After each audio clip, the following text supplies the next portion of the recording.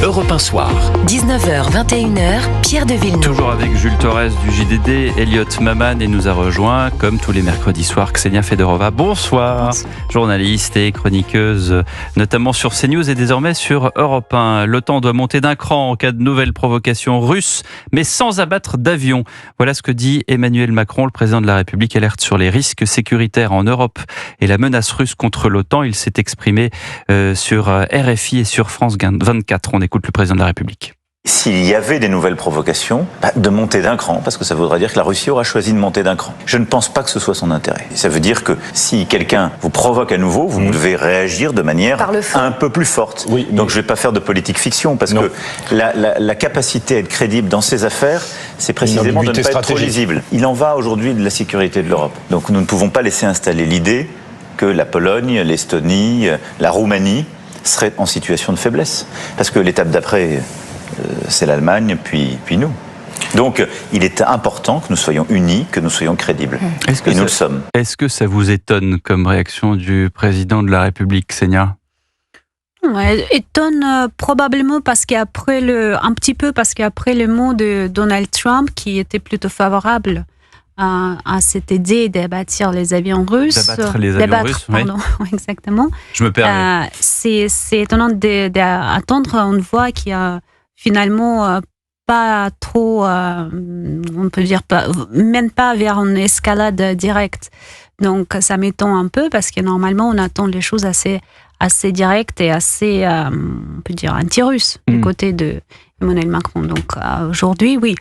Après, tout ce qui Donald Trump a dit et tout ce qui est passé à l'ONU, c'est déjà très intéressant.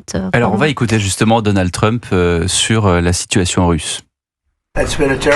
Cette guerre a été terrible. Elle aurait dû prendre fin et la Russie aurait dû y mettre un terme. Mais cela fait 3 ans et demi et ils n'ont pas beaucoup avancé. Nous verrons donc ce qui se passera. Mais l'autre camp peut aussi se battre et ils l'ont prouvé. C'est peut-être un tigre de papier. La Russie pourrait être un tigre de papier. Je ne sais pas ce qu'ils sont, mais 3 ans et demi de combats et de tueries, 7000 personnes tuées chaque semaine pour rien. Pour rien, c'est une situation très triste. Alors, il y a plusieurs choses dans cette déclaration de Donald Trump. Il y a l'image du tigre de papier, qui sans doute a été choisie par la Maison-Blanche. Il y a les relations qu'il y a eu entre Donald Trump et Vladimir Poutine.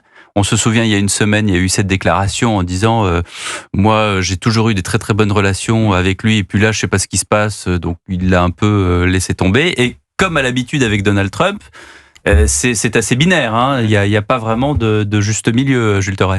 Non, mais évidemment, c'est la manière dont il raisonne et dont il deal. Donc il deal que ce soit sur les affaires économiques, budgétaires ou sur la diplomatie et les questions internationales. Il est toujours dans une sorte de binarité. C'est vrai qu'on a du mal à cause de cette binarité à voir où il est réellement, puisqu'il va d'un côté, il va ensuite de l'autre. Et sur la guerre en Ukraine, c'est évidemment le cas le plus important. Il essaye d'aller du côté de Vladimir Poutine semaine A, semaine B, eh bien, il vous dit que finalement ça va beaucoup moins bien. Il fait exactement la même chose avec Emmanuel Macron, ne nous leurrons pas. Donc c'est vrai qu'on a du mal à comprendre aujourd'hui, finalement, quelle est la réalité de la situation et du règlement du conflit en Ukraine. Ksenia, est-ce que Donald Trump, sa façon de penser, c'est je voudrais que vous fassiez ça, et si vous ne faites pas ça, bah du coup, je suis pas content. C'est vrai qu'il Pardon, c'est un peu schématique, mais en fait, moi, je pense qu'il y a 2 hypothèses. La première, c'est exactement ça. Donald Trump qui veut les choses et qui veut ça sera fait, et quand ça c'est pas fait, il est très émotionnel, il n'aime pas, et il dit les choses directement. Et deuxième hypothèse, et je pense que c'est plutôt ça pour moi en tous les cas, c'est qu'il utilise les mots quand il a besoin quand il cherche un profit pour lui-même. Regardons ensemble ce qui se passe aujourd'hui.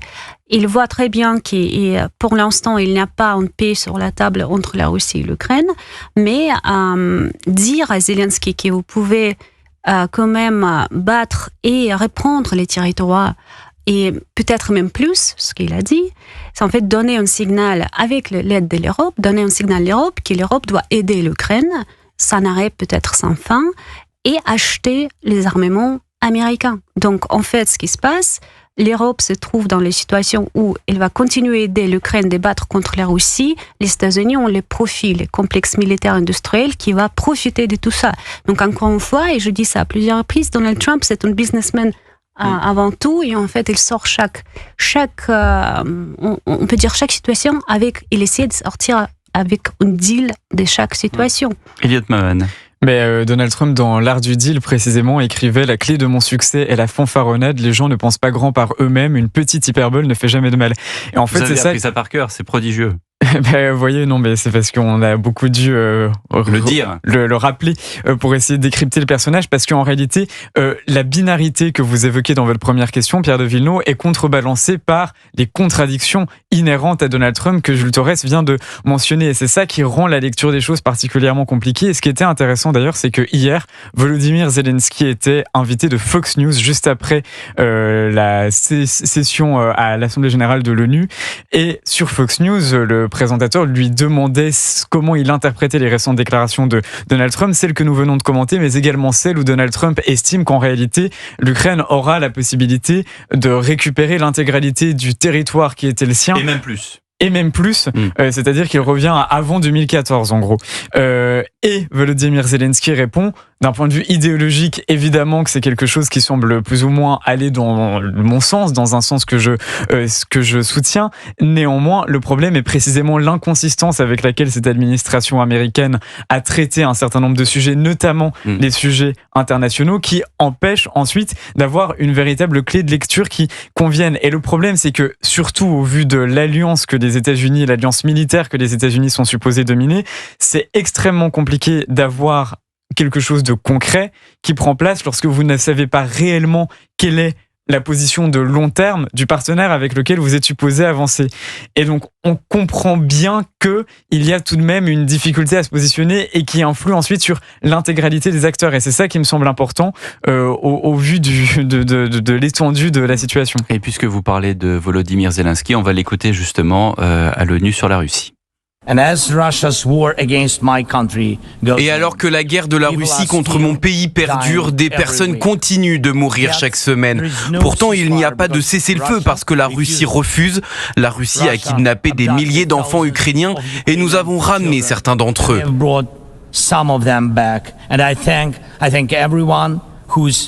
Et je remercie tous ceux qui ont aidé, mais combien de temps faudra-t-il pour ramener tous les enfants chez eux ? L'enfance s'enfuit plus vite que les adultes ne peuvent aider. Qu'est-ce qui va se passer maintenant avec ces différentes déclarations, les unes juxtaposées aux autres ? En fait, ce qui va passer, à mon avis, c'est que l'Europe va continuer de payer pour une guerre entre l'Ukraine et la Russie. Donald Trump va regarder et probablement c'est un peu la win-win pour lui, parce que si la Russie est affaiblie d'une façon, c'est-à-dire que finalement c'est aussi la Chine un peu affaiblie parce que la Russie et la Chine sont les alliés et le vrai objectif, les cibles, on peut dire, des États-Unis, c'est la Chine plutôt que la Russie. Après, la Russie, on peut dire, challenge cet monde unipolaire avec les pouvoirs américains. Donc, c'est pas trop mal pour les États-Unis de continuer avec ça. Mais ce qui est intéressant, c'est que il n'a pas dit qu'il va durcir les sanctions contre la Russie aujourd'hui. Donc, il dit que c'est possible, mais il l'a pas fait. Il n'a jamais dit qu'il va envoyer les soldats sur le terrain. Donc, c'est dans les mains de l'Europe et de l'OTAN, plutôt que les États-Unis. Il a quand même parlé de l'arme nucléaire. Il a précisé que les États-Unis étaient l'armée la plus puissante du monde et que s'ils commençaient effectivement à utiliser des armes importantes et donc les armes nucléaires, c'était la fin du monde. C'est un discours que je crois Vladimir Poutine avait tenu il y a plusieurs mois maintenant, et donc il y a cette approche de l'un et de l'autre. Vous savez, c'est comme les animaux, on se flaire, on tourne autour, c'est comme voilà. Oui et non, parce que là, il y a 2 jours, je pense, Vladimir Poutine a fait un discours très important. Il a dit que la Russie est prête de continuer de respecter l'accord qui s'appelle START en anglais. C'est un accord. D'accord, START, ouais. Je ne sais pas si en français c'est la même chose, mais en tous les cas, c'est l'accord le dernier accord existant entre la Russie et les États-Unis, qui normalement prend fin février 2026. Et donc, en fait, Vladimir Poutine, la Russie montre qu'il c'est responsable de continuer à respecter cet accord, parce que sinon, c'est arms race.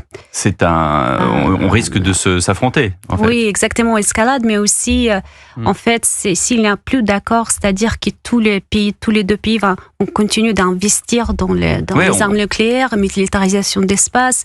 Et ça va éventuellement mener dans une situation très très compliquée, même plus compliquée que pendant la guerre froide. Non, mais c'est vrai que c'est là où c'est très intéressant cette séquence. Et même moi, je suis quand même habitué à observer avec vous et à essayer d'analyser ces grands conflits.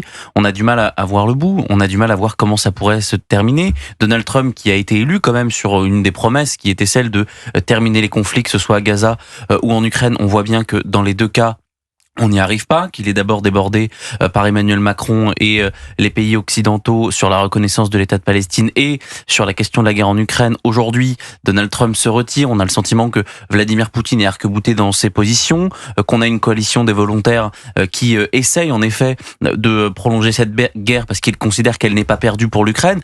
Mais le problème, c'est qu'il y a des vies, il y a des centaines de milliers de vies, que ce soit de tous les côtés. Et à un moment donné, on a du mal à voir comment tout ça va se terminer et comment ce drame va se terminer. Il faut pas.